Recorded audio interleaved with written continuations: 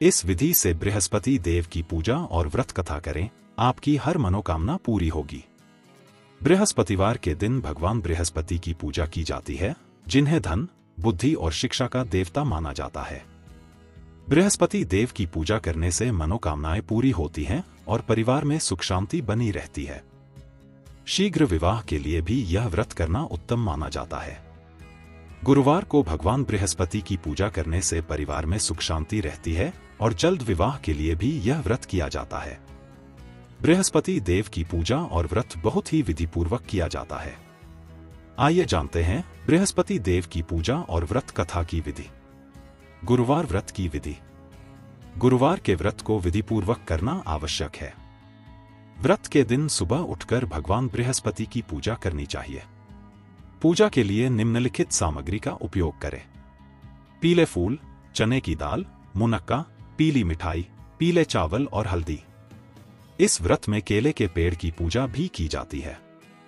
पूजन और कथा के दौरान मन, कर्म और वचन से शुद्ध होकर बृहस्पति देव से मनोकामना पूर्ति के लिए प्रार्थना करनी चाहिए।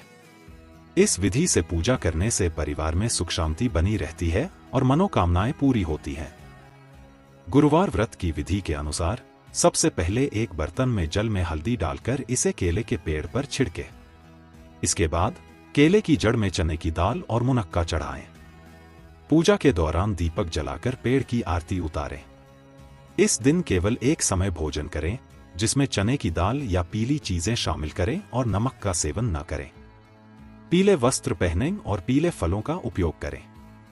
पूजा के बाद भगवान बृहस्पति की कथा सुनना आवश्यक है। इन सभी विधियों का पालन करने से व्रत का पूरा लाभ मिलता है और मनोकामनाएं पूरी होती हैं। गुरुवार व्रत की कथा। प्राचीन काल में एक बड़े और दानी राजा अपने राज्य का शासन कर रहा था। वह प्रत्येक गुरुवार को व्रत रखता और भूखे गरीबों को दान देकर पुण्य प्राप्त करता था। हालांकि उसकी रानी इस पर खुश नहीं थी। वह न तो व्रत करती थी और न ही किसी को दान देती थी। इसके अलावा वह राजा को भी इस पुण्यकारी काम से मना करती थी। एक दिन जब राजा शिकार पर जंगल गए थे और घर पर रानी और दासी ही रह गई थीं, गुरु बृहस्पति देव साधु का रूप धारण कर राजा के दरवाजे पर भिक्षा मांगने आए। जब साधु ने रानी से भिक्षा मांगी तो रानी ने कहा, हे साधु महाराज, मैं इस दान और पुण्य से तंग आ गई हूं। कृपया कोई ऐसा उपाय बताएं जिससे सारा धन नष्ट हो जाए और मैं आराम से रह सकूं। बृहस्पति देव ने रानी की बात सुनकर कहा, हे देवी, तुम बड़ी विचित्र हो।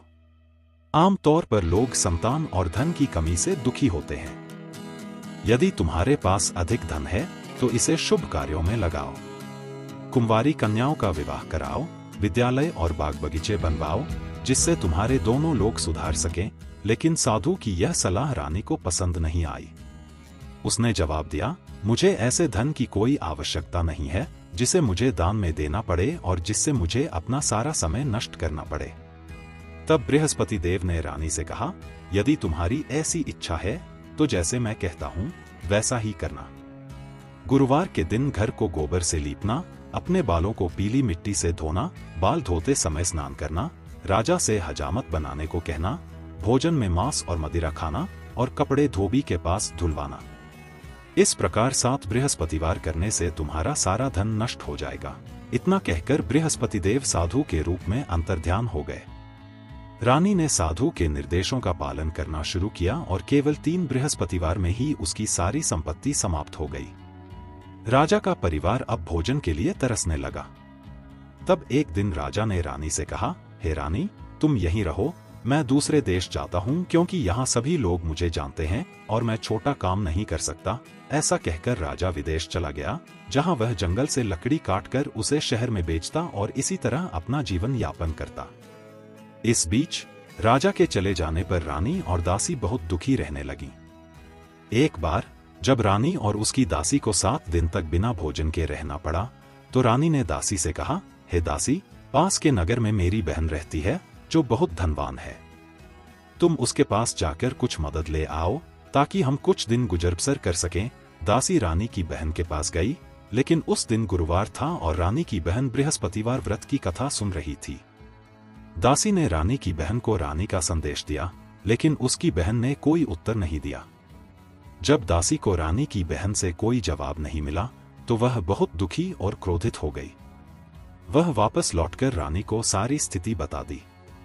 यह सुनकर रानी ने अपने भाग्य को कोसा। दूसरी ओर रानी की बहन ने सोचा कि उसकी बहन की दासी आई थी और उसने जवाब नहीं दिया, जिससे वह बहुत दुखी हुई होगी। कथा और पूजा समाप्त करने के बाद रानी की बहन रानी के घर आई और कहा, हे बहन, मैं बृहस्पतिवार का व्रत कर रही थी और तुम्हारी दासी मेरे पास आई थी। जब तक कथा चल रही थी तब तक न तो उठते हैं और न ही बोलते हैं, इसलिए मैंने उत्तर नहीं दिया। बताओ, दासी क्यों आई थी? रानी ने उत्तर दिया, बहन, हमसे क्या छिपाऊं, हमारे घर में खाने के लिए भी अनाज नहीं है। यह कहते हुए रानी की आंखें भर आईं। उसने अपनी बहन को पिछले 7 दिनों से भूखे रहने की स्थिति और दासी के आने की पूरी कहानी विस्तार से सुनाई। रानी की बहन ने सुना और कहा, देखो बहन, भगवान बृहस्पति सबकी मनोकामनाएं पूरी करते हैं। हो सकता है तुम्हारे घर में कुछ अनाज हो। पहले तो रानी को अपनी बहन की बात पर विश्वास नहीं हुआ, लेकिन बहन के आग्रह पर उसने अपनी दासी को घर के अंदर भेजा। दासी ने सचमुच अनाज से भरा एक घड़ा पाया, जिसे देखकर वह अत्यंत आश्चर्यचकित हो गई। दासी ने रानी से कहा, हे रानी, जब हमें भोजन नहीं मिलता है तो हम व्रत करते हैं। क्यों न इनसे व्रत और कथा की विधि पूछ ली जाए, ताकि हम भी इसका पालन कर सकें। रानी ने अपनी बहन से बृहस्पतिवार व्रत की विधि के बारे में पूछा। उसकी बहन ने बताया कि बृहस्पतिवार के व्रत में चने की दाल और मुनक्का से भगवान विष्णु की पूजा केले की जड़ में करनी चाहिए, दीपक जलाना चाहिए, व्रत कथा सुननी चाहिए और केवल पीला भोजन करना चाहिए। इससे बृहस्पति देव प्रसन्न होते हैं। विधि और पूजन का विवरण बताकर रानी की बहन अपने घर लौट गई। 7 दिन बाद गुरुवार आया और रानी तथा उसकी दासी ने व्रत किया। वे घुड़साल से चना और गुड़ लाईं और इनसे केले की जड़ तथा भगवान विष्णु की पूजा की। हालांकि पीला भोजन का इंतजाम नहीं था, परंतु चूंकि उन्होंने व्रत रखा था, बृहस्पति देव उनकी कृपा से प्रसन्न हुए और साधारण व्यक्ति के रूप में आकर 2 थालों में सुंदर पीला भोजन दासी को दे गए। भोजन पाकर दासी और रानी बहुत खुश हुईं और उन्होंने साथ मिलकर भोजन किया। इसके बाद वे नियमित रूप से गुरुवार को व्रत और पूजा करने लगीं। बृहस्पति भगवान की कृपा से उनके पास फिर से धन और संपत्ति आ गई। लेकिन रानी ने पहले की तरह आलस्य करना शुरू कर दिया। दासी ने उसे चेतावनी दी, हे रानी, तुम पहले भी आलस्य करती थी, जिससे तुम्हारा धन नष्ट हो गया। अब जब बृहस्पति भगवान की कृपा से तुम्हें धन मिला है तो तुम फिर से आलस्य कर रही हो। दासी ने समझाया कि कठिनाइयों के बाद मिला धन दान पुण्य, भूखे लोगों को भोजन कराने और शुभ कार्यों में खर्च किया जाना चाहिए। इससे रानी के कुल का यश बढ़ेगा, स्वर्ग की प्राप्ति होगी और पितर प्रसन्न होंगे। दासी की बात मानकर रानी ने अपने धन को शुभ कार्यों में खर्च किया, जिससे पूरे नगर में उसका यश फैलने लगा। बृहस्पतिवार व्रत कथा के बाद श्रद्धा के साथ आरती करनी चाहिए और प्रसाद बांटकर ग्रहण करना चाहिए।